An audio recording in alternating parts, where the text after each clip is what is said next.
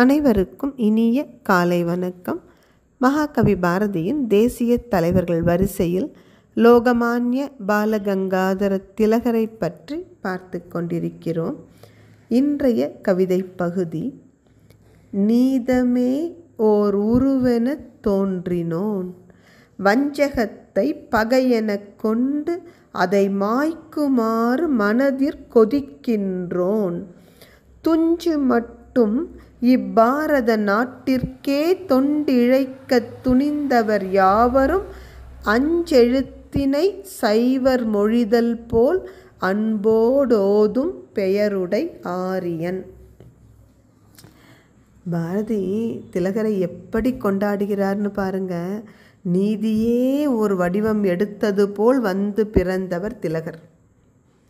அந்த நீதியே வடிவெடுத்தது போல அவர் இருக்கிறதுனால அவர் ஆட்சியாளர்கள் செய்கின்ற அந்த சூது வஞ்சமாக அவங்க நடந்துக்கிறாங்க இல்லைங்களா, வஞ்சம் வைத்து பழி தீர்க்கிறது, இந்த மாதிரியான அந்த ஆட்சியாளர்கள் செயல்தான் திலகருக்கு பகை போல இருக்கிறது. ஆட்சியாளர்களை அவர் பகைவர்கள்னு ஒருபோதும் நினைக்கல பாருங்க. வஞ்ச எண்ணத்தோடு அவர்கள் செய்கிற செயலைத்தான் இவர் பகை என கருதி அந்த கொடுமையை மாய்க்க வேண்டும், அந்த கொடுமைக்கு ஒரு முற்றுப்புள்ளி வைக்க வேண்டும், கொடுமையை தொலைத்து கட்ட வேண்டும் என்று உள்ளத்தில் குமுறுகின்றவர் திலகர். உயிர் போகும் வரை இந்த பாரத தேசத்திற்கே சேவை செய்ய வேண்டும் என்று முடிவெடுத்த தேசபக்தர்கள் அனைவரும் திலகரை எப்படி கொண்டாடுகிறார்கள் என்றால், சைவர்கள் நமச்சிவாய என்னும் பஞ்சாட்சரத்தினை ஓதுவது போல தேசபக்தர்கள் அனைவரும் திலகருடைய பெயரை அன்போடு ஓதுகிறார்கள். எவ்வளோ பெரிய பெருமை பாருங்க.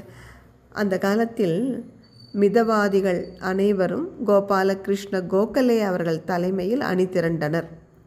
தீவிரவாதிகள், தேசத்திற்காக தீவிர தொண்டு செய்தவர்கள் அனைவரும் பாலகங்காதர திலகர் தலைமையில் ஒன்று திரண்டனர்.